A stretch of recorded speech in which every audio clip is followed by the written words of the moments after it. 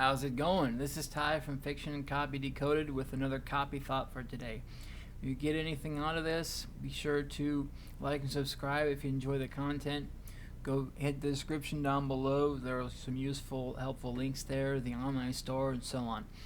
So our copy thought for today is about a little follow-up from the last video where I talked about having basically Swiss Army copy is a no-no because you want to create copy fit for the purpose.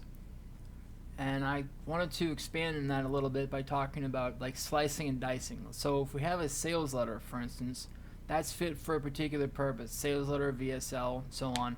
We can take certain aspects of that if we want to and talk about them in emails or introduce the VSL itself with blog posts and so on, but you don't want to copy like the entire text of the VSL, paste it into an email and slam it out, which is what I meant basically with concepts.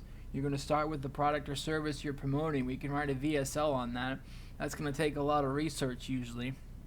So you can use different hooks, different ideas from the VSL for emails. You can use like one hook per email, one benefit or feature per email. Create maybe 20 or 30 different emails from it, but it's all taking little pieces of it. Then you're going to take that little piece and expand on it. It's not going to be just chopping up the VSL into huge pieces with no introduction, no conclusion, no transitions, none of it, and shipping it out. You don't want to do that because that,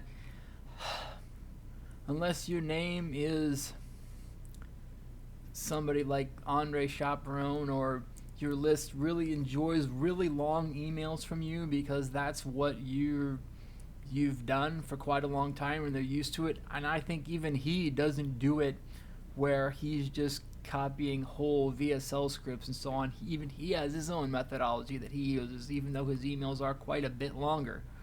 And so that's still a different methodology. We want to hit it to where things are going, where if you do want to use like a VSL or a sales letter as a base, if you're working on an entire funnel, you already did all that research for the VSL or sales letter. You can use the research and use certain benefits to parcel out with emails to hook readers back in to where the sales letter and VSL is at, so they can keep, you can hit it from different methodologies to keep prospects coming back to where it is. So that is a bit of a variation on why you shouldn't dump. You can use different pieces, but you need to add to it additionally, not just cut things up wholesale and paste it in there and toss it to your prospect or readers.